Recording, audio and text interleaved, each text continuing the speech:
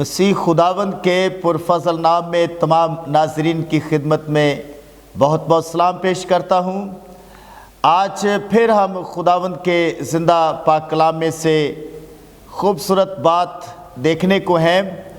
آج پہلا روزہ ہے اور روزے کے متعلق ہم چند باتیں دیکھیں گے خداوند کے مقدس پاک کلام میں سے۔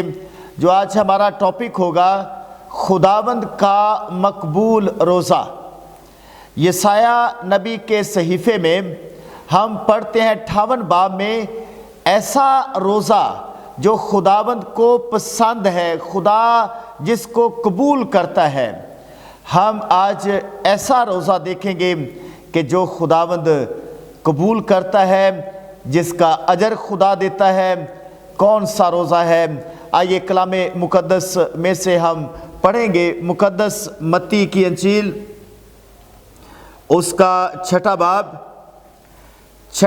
باب کی جو پہلی 18 آیات ہیں، اس میں ہم دیکھتے ہیں کلام مقدس میں خداوند کے کلام میں 3 باتوں کا ذکر ہے جس کو بیان کیا گیا ہے۔ 6 باب کی پہلی آیت ہم تلاوت کریں گے۔ لکھا ہے، خبردار، اپنے راست بازی کے کام آدمیوں کے سامنے دکھانے کے لیے نہ کرو، نہیں تو تمہارے باپ کے پاس جو آسمان پر ہے تمہارے لیے کچھ اجر نہیں۔ ناظرین، یہ پہلی آیت ہے، اس میں کلام فرماتا ہے خبردار، ہمیں وارننگ دی جا رہی ہے، ہمیں خبردار کیا جا رہا ہے، ہمیں جگایا جا رہا ہے کہ خبردار ہو جاؤ کہ اپنے راست بازی کے کام دکھانے کے لیے نہ کرو۔ اگر ہم دکھانے کے لیے کرتے ہیں، ریاکاروں کی طرح کرتے ہیں، تو پھر آگے ہم پڑھتے ہیں کہ اس کا اجر نہیں ہے، اس کا اجر ہمیں نہیں ملتا ہم اگر یہ راست بازی کے کام کرتے ہیں۔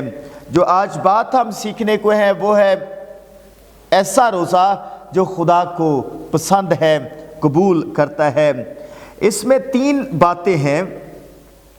پہلی بات دوسری آیت میں لکھا ہے، پس جب تو خیرات کرے تو اپنے آگے نرسنگا نہ بجوا، بلکہ ریاکار عبادت خانوں اور کوچوں میں کرتے ہیں تاکہ لوگ ان کی بڑائی کریں۔ اس میں خیرات کا ذکر ہے۔ خیرات راست بازی کا کام ہے، کسی ضرورت مند کی مدد کرنا، اور کلام فرماتا ہے کہ اس کو پوشیدگی میں کیا جائے۔ تیرا باپ جو آسمانی باپ پوشیدگی میں تجھے دیکھتا ہے، اس کا اجر تمہیں دے گا۔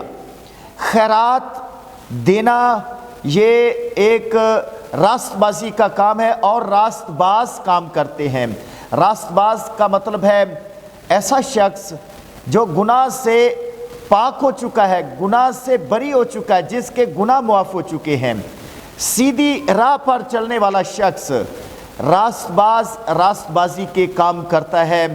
تو اس میں دوسری بات جو ہے کلام مقدس میں ہم پڑھتے ہیں 5ویں آیت میں، 6 باب کی 5ویں آیت میں لکھا ہے، جب تم دعا کرو تو ریاکاروں کی مانند نہ بنو۔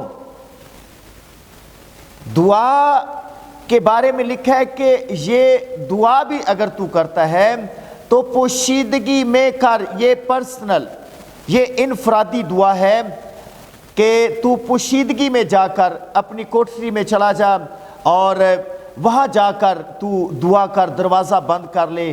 یہ خدا کے ساتھ بات چیت کرنا، خدا کے ساتھ اپنا تعلق مضبوط کرنا ہے۔ جب ہم پرسنل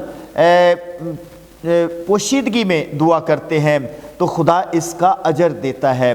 خیرات، پہلی بات کہ خیرات دینا، اور کلام میں لکھا ہے، اگر ہم نیچے پڑھیں تو لکھا ہے، تیرا اگر دایاں ہاتھ دیتا ہے تو بایاں ہاتھ نہ جانے۔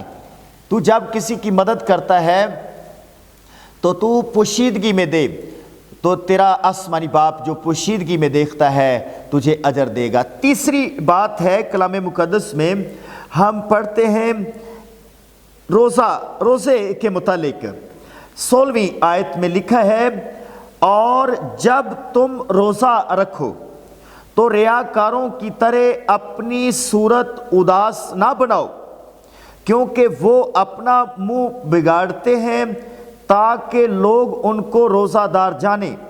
میں تم سے سچ کہتا ہوں، جیسس کرائسٹ نے کہا ہے، میں تم سے سچ کہتا ہوں کہ وہ اپنا اجر پا چکے۔ بلکہ جب تو روزہ رکھے تو اپنے سر میں تیل ڈال اور منہ دھو، تاکہ آدمی نہیں بلکہ تیرا باپ جو پوشیدگی میں ہے تجھے روزہ دار جانے۔ اس صورت میں تیرا باپ جو پوشیدگی میں دیکھتا ہے تجھے بدلہ دے گا۔ تیسری بات ناظرین، روزے کے بارے میں لکھا ہے کہ جب تم روزہ رکھو تو ریاکاروں کی مانند نہ بنو۔ ریاکار جو بائبل مقدس میں ان آیات میں ہم بار بار پڑھ رہے ہیں کہ ریاکاروں کی مانند خیرات نہ دو، اور ریاکاروں کی طرح دعا نہ کرو، ریاکاروں کی طرح روزہ نہ رکھو۔ ریاکار ایسا شخص ہے جو اس کا مطلب ہم اگر دیکھتے ہیں گریک میں تو اس کا مطلب ہے جو سٹیج پر ڈرامہ کرتا ہے، سٹیج پر نقل کرتا ہے، ایسا شخص ریاکار ہے۔ اور اس کا اور ایک مطلب ہے جس طرح ایک شکاری شکار کرتا ہے، اپنا جال بچھاتا ہے اور پرندوں کو پکڑنے کے لیے، کسی جانور کو پکڑنے کے لیے خوراک ڈالتا ہے، دانہ ڈالتا ہے، اور جب وہ دانہ کھانے کے لیے پرندے آتے ہیں تو ان کو اپنے جال میں پھنسا لیتا ہے۔ ریاکار ایسا شخص ہے، ریاکار ایسا شخص ہے جو کسی کو دھوکہ دیتا ہے، اپنے آپ کو دھوکہ دیتا ہے۔ تو ناظرین، ریاکاروں کی مانند کلام فرماتا ہے کہ یہ تینوں کام ریاکاری کے ساتھ نہ کیے جائیں، خیرات دینا اور دعا کرنا، اور تیسرا کام ہے روزہ رکھنا۔ روزہ جو ہے یہ بہت ضروری ہے۔ ایک ایماندار اپنی زندگی میں روزے کو معمول بنا لے۔ روزہ انسان کو فروتن کرتا ہے، روزہ انسان کو پاک کرتا ہے، روزہ انسان کو حلیم بناتا ہے، اور خداوند کی قربت میں انسان اور زیادہ چلا جاتا ہے جب ہم روزہ رکھتے ہیں۔ تو اس جگہ پر جو ہم نے تلاوت سنی ہے، اپنا منہ نہ بگاڑو تاکہ تجھے لوگ یہ نہ کہیں کہ تو نے منہ کیوں بگاڑا ہوا ہے۔ روزہ دار انسان جو ہے اس کا تعلق خدا کی ذات کے ساتھ ہے، خدا کے ساتھ ہے۔ انسان کا اور خدا کا آپس میں تعلق ہے۔ آپ نے کتنا لمبا روزہ رکھنا ہے، کتنا آپ نے روزہ رکھا ہے، یہ آدمی نہ جانے، انسان نہ جانے، بلکہ خدا جانے کہ تو روزہ تو نے رکھا ہوا ہے۔ روزے کا مطلب ہے کچھ کھانا پینا نہیں ہے۔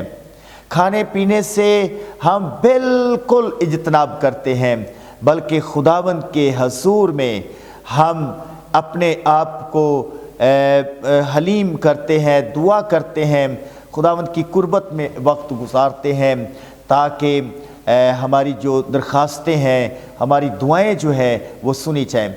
اور روزہ دار جانے، اس کا مطلب ہے کہ روزہ اور انسان اور خدا کا آپس میں تعلق ہے، انسانوں کے ساتھ نہیں ہے، یہ پوشیدگی میں رکھا جائے۔